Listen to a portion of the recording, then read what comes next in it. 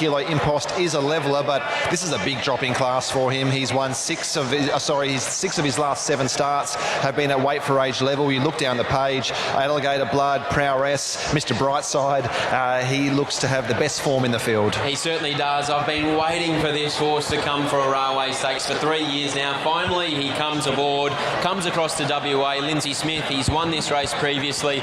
Generally, it's been with horses that are closer to the minimum, but as Michael touched upon, he represents the class in this field, has to carry 58 kilos as a result of that, but I don't think that will stop him. Number 2, Maritino, Valu Luciani and Chris Parnham. Well, he's been a bit of a giant killer, this horse. He's won over $1 million now. He's won 13 of his 50 starts. He was a winner in the Asian Bow Stakes, which is the golden ticket race to get into this, and he won with 61 kilos. He actually meets Al Safina 3 kilos better at the weights for beating her that day, but his last start effort was, he led at a really fast tempo and faded. He's going to have to be used up early from the draw. I love this horse. He just doesn't know how to run a bad race, but I agree. I think he's a real loser out of the barrier draw. He's going to do an enormous amount of work, not only to find the fence, but he then needs to really up the ante from the 800 metre mark, and I think he's going to have to do it the hard way. Bit of specking at a price, Comfort Me, 21-17 for Reece Radford and Peter Nucky. Well, I said he was 30-1 earlier. That was what he was yesterday, but he's now $17. So a couple of people agree with me there. He's run second in the last 2 railways. He's jumped from barrier 15 on both occasions. Would you believe it? Gate 15 again today after scratchings. He ran the fastest last furlong in the Lestier. I think he's flying. I agree. He's an absolute marvel, is Comfort Me. Hasn't won in almost 750 days, but throughout that time, he's hardly run a bad race. You'd be shocked if he ran a bad one today. 4, Dom to Shoot for Sean and Jay Casey and Jordan Turner. This first up run was enormous by Dom to Shoot. William Pike was aboard. He drew gate 9. They went super fast in the Lestier, and he was 3 wide, no cover the trip. Still ran the second fastest last 400 of the race and ran second. It was enormous effort.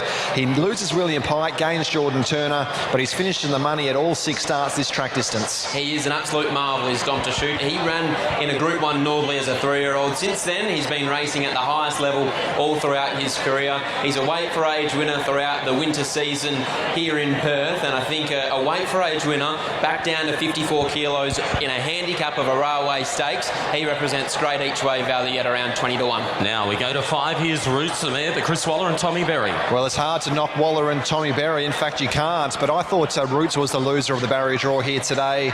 I'm not sure where she gets in the run. She's going to have to go right back, I feel. She smashed them last start at Rhodes Hill, but 14 of her last 15 starts have been in fillies and mares grade. Look, from the gate, I think she's going to need everything to go her way to win. I agree. The blinkers going on last start was a stroke of genius from Chris Waller. We shouldn't be surprised. The barrier draw is very sticky. I think Tommy Berry goes back, rides for luck. He just hopes that there's a 3-deep line that takes him into the race, and from there, I'm sure she'll make her presence felt. Number 6, Tricks at the Tray, Colin Webster, Troy Turner. He was last year's Railway Stakes winner carrying 53 kilos. This year he gets him in 54. He goes around at a big price considering the pads come off today. The tongue tie comes off. I know his last start effort was disappointing, but by all reports, this horse is back on the track and he should get a nice soft run. He is an absolute marvel, this horse. It was emotional scenes last year to see him take out the Railway Stakes. Troy Turner for the old boss in Colin Webster, and it was an outstanding performance. Now let's have a look at Al Savino, 390-340. Clear favourite for Grant Milana Williams and William Pike. Has had the perfect railway preparation, in my opinion. Third up, Blinker's first time today. She peaked on her run first up. You could tell she needed it fitness-wise sectionally where the last 200 metres, but she was really good last week, rattled in one of the fastest last 200-metre splits of the entire meeting once she got clear. She dropped 6 kilos. The blinkers go on. She's backed up twice for 2 wins. I think she's the one to beat. Well, let's head over to Lockie with Lindsay Smith. We're talking Tuvalu. Thanks, Gav. Linz, first things first, welcome back to WA. You've taken your time to come back, but you've come back with a serious chance in Tuvalu, a horse that you've been tempted to come across, but you finally do. Can he win as top weight? As you know, it's been 12 or 13 years since the 58 horses won, but he's got good credentials, and took him a long time to get here, but with the Warrnambool to Sydney trip, but he ate everything. I actually punched him around a couple of times myself in the sand, and I'd never ridden him before I got here, and he felt good to me. Obviously in lightweight mares will be hard to beat, so I've told Jamie to be over positive behind Lou's horse. if Lou's horse doesn't take the lead, it wouldn't surprise me if he's in front. You've often spoke about travel as a gallop or almost even a race itself. What's the week look like for him? Has he still had a searching piece of work upcoming in preparation for this afternoon? Yeah, on Thursday he did. I thought he was disappointing at Moonee Valley. I thought he had the race there to be won, and he was a little bit playing the last 100 metres. So I got Chris Wells down on Wednesday. We looked at him, and I said, aggressive. So we went aggressive,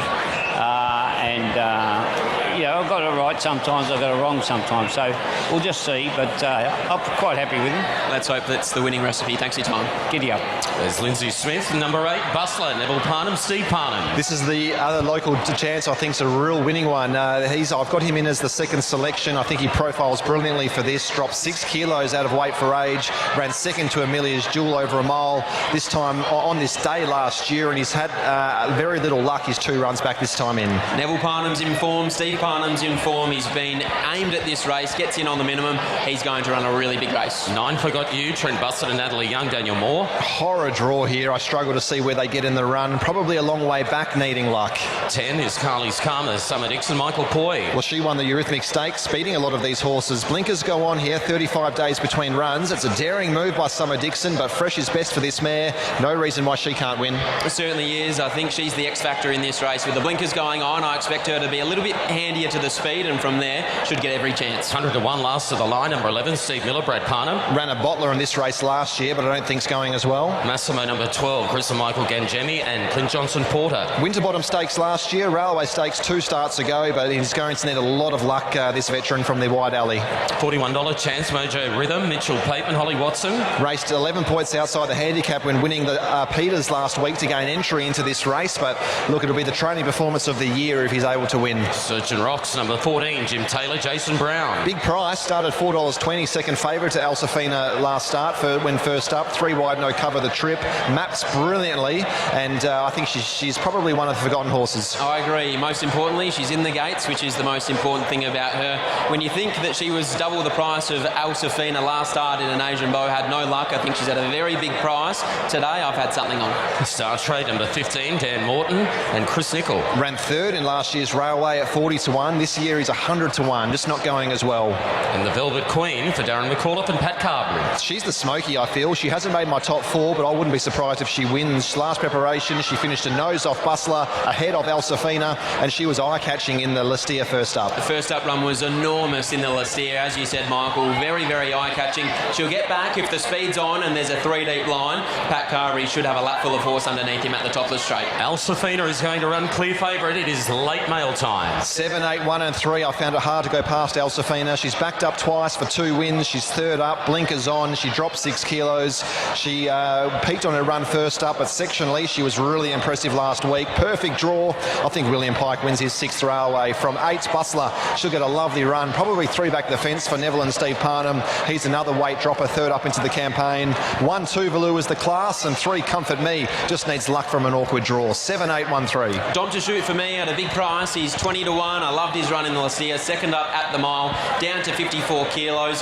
Hopefully Geordie Turner can salute for his first Group 1. Riley Morgan has had a look at the Railway runners. They're now moving in well. Number 1 on top for me from the yard, Tuvalu. I haven't seen him in the flesh before, but he's a hulking figure.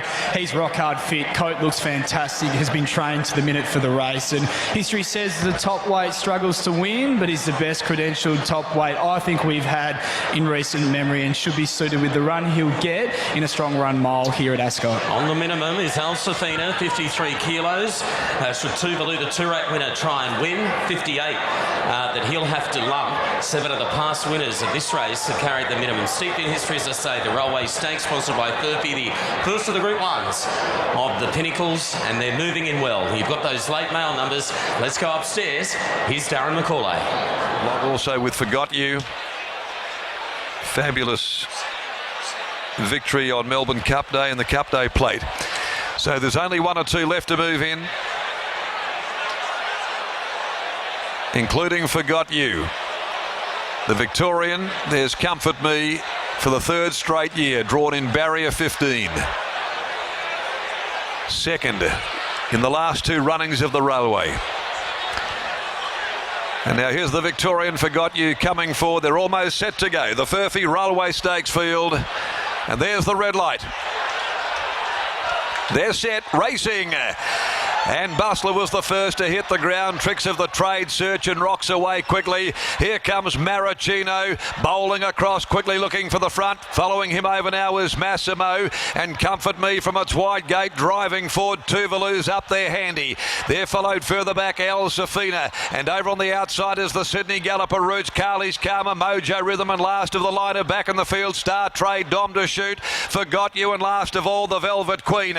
Settling into stride, nearing the 1,000 here in the Railway Stakes, and the Iron Horse takes over. It's the Warrior Maracino, 3/4 of a length in front of Massimo. Comfort Me sitting a little bit wide. Over on the rails to Search and Rocks, down on the inside of Tuvalu. A length and a half away then to Bustler. Tricks of the Trade at the 800. Further back behind those came Roots, and also back there is Al Safina. So Pike starting to bustle the favourite along in the middle. Mojo Rhythm and Carly's Karma behind those. Out there wider last of the line, and Star Trade, Dom to Shoot, Forgot You, and the Velvet Queen whip them all in at the 500 metre mark, and it's Maracino. He brings them to the home turn, 3/4 of a length in front of Massimo. Search and Rocks is back on the inside, searching for a run. In the middle, Tuvalu. Comfort Me on the outside, sticks on. Bustler comes to the outside. Tricks of the Trade getting up near the fence. Alsafina's into the clear. Further back is Roots. Maracino joined by Bustler. Bustler hits the front down to the 100. Races clear. Alsafina's in pursuit, but Bustler's going to win the railway. It's Bustler.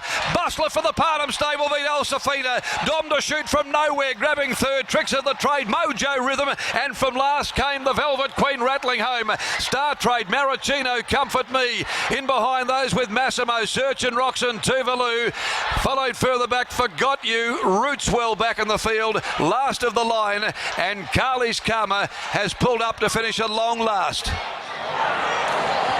The Parnhams have struck again. They win a Guineas, and now they back it up by winning a railway, and they've done it with Bustler, who came storming down the outside. What a day for this family. We saw emotion after the Guineas. We're going to see a little bit more following that.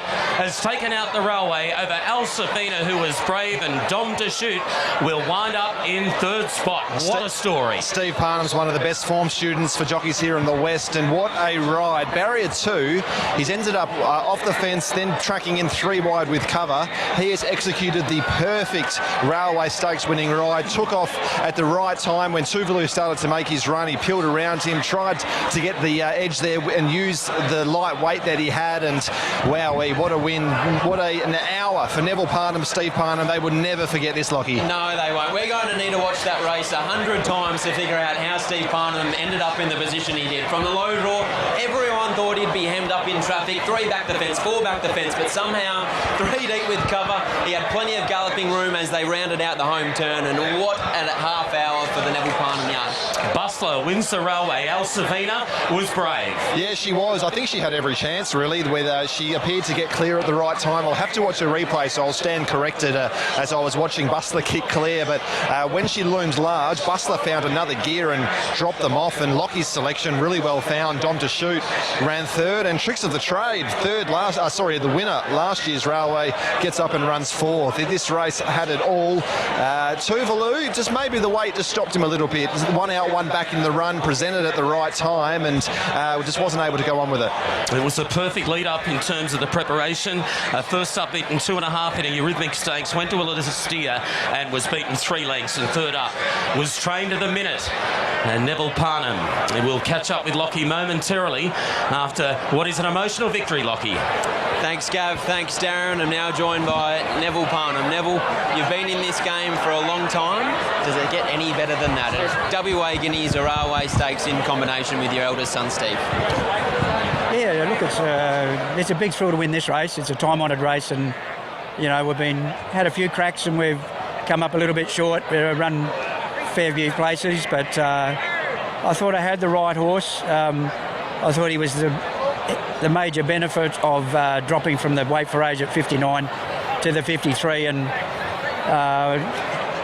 whilst you go out there to win those races, you know, there was a little bit of luck that didn't go his way, and it proved beneficial to us today by it's being able to stay on the limit.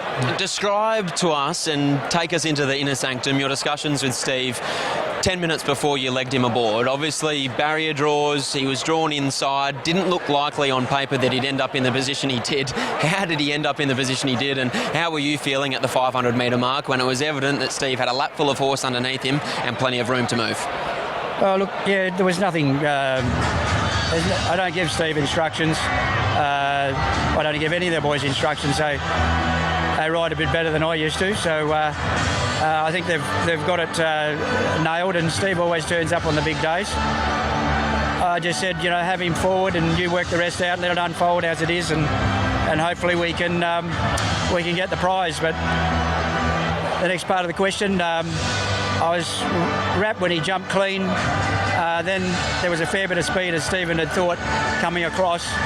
So he was able to sort of then just sort of back off a little bit and take a nice trail. The winning move was down the back when he popped off 3 deep to follow, I think, Comfort Me maybe, which left him in a position to be able to pounce. The only time I got a little bit worried when I saw Willie on his back at about the 850 trying to follow him, and unfortunately for him he couldn't come out and follow him. One came around him, but it was the horse is a good horse. Not many 3-year-olds win weight for age sprint races, and he got the money in the Belmont Sprinter in the winter time. So we were unlucky to run into such a great filly in Amelia's Jewel in the Guineas last year, but he went really well. He ran second, and where we go from here, I'm not sure. But maybe the Gold Rush. Maybe the Gold Rush. Maybe the changes its name every year. But the Northerly. But big decision for Stephen to make. Yeah. It was obviously a sentimental win from the perspective of the fact that your eldest son Steve rode him, and obviously in the Guineas as well, but also it's for one of your lawless owners and long-time owners in Santo Waliardo. How special is that for Santo? Yeah, look, terrific, and a great supporter of the stable. Each and every year since he's became associated with me, we've been able to come up with something that can gallop, and this is obviously the pinnacle of it. So he's been well rewarded, and he absolutely enjoys it, and a big thank you to him, and obviously also to the team back home. They've done a fantastic job with these horses, and really appreciate their help. Congratulations, Neville. That's an outstanding result, an outstanding day, and I can see your son Chris almost in tears as well. So it's just an outstanding result for the family. Well done. Cheers, thank you. There's Neville Parnham after an outstanding Railway Stakes win. I said only half an hour ago it was the only race left not on Neville Parnham's mantelpiece, and only half an hour later he gets the job done with Bustler and in combination with his eldest son Steve. Here's Michael Heaton. Well, I think Stevie's just going to treat himself to a little Powerade first after the sweat to get down to 53 kilos, and he's getting a lot of congratulations now, as you'd understand, and we'll grab a quick word from him straight after that. He's donned the Furphy cap, and Stevie, wow. So you're getting congratulations from absolutely everybody here, and Jess as well, of course, his wife, and the kids are here. A real family affair. He's won his dad's first Railway Stakes, Stevie's first Railway Stakes. Stevie, well, you're emotional after the Guineas. What about that? Talk us through the run you had in Transit firstly. Barrier 2, how did you end up there in that perfect position?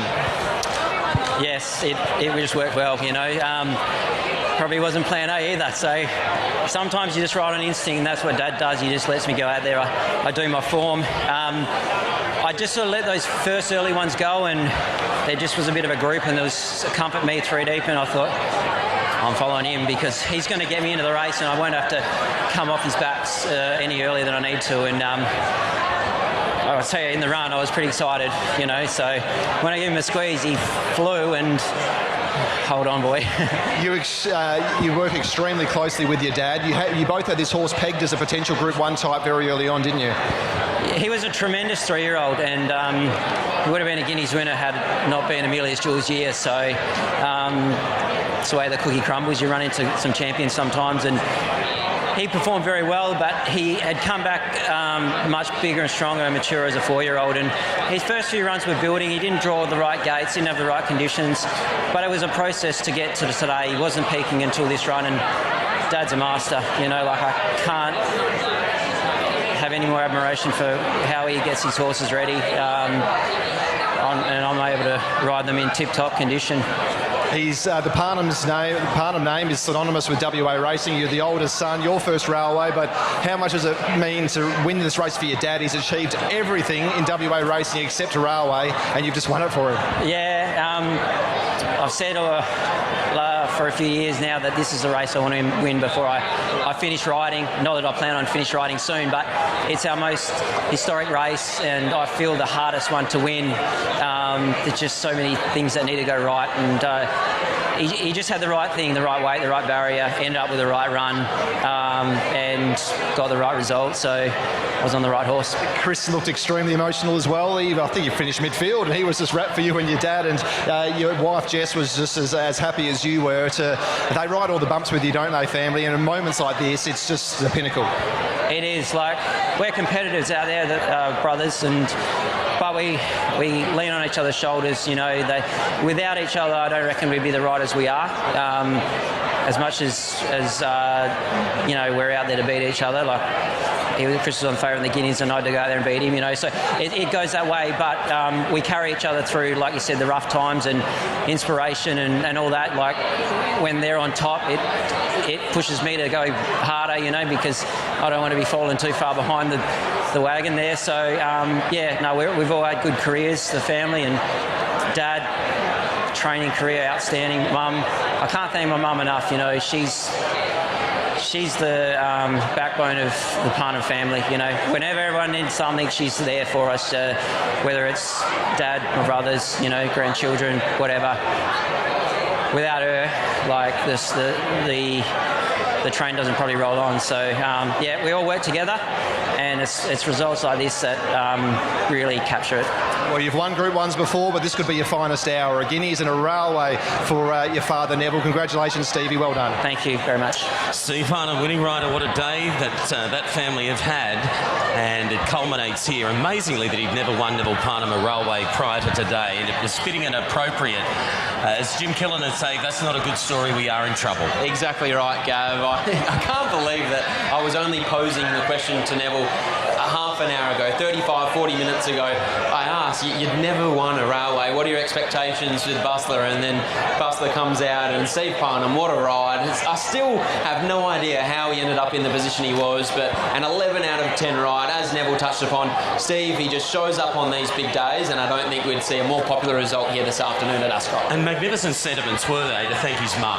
Oh, 100%. Look, Carol's, everyone knows, is such a loved family in WA racing. It's synonymous, the Parnhams, so well respected. The three boys have just, they're a chip off the old block, and just, as someone said to me when they walked in the yards before, one of the good guys won at least. So it's just that everyone just has that feeling about the Parnhams. They're a really important family for WA racing. He's a Hall of Famer, Group 1 trainer, and now he's won a railway. You just couldn't script it.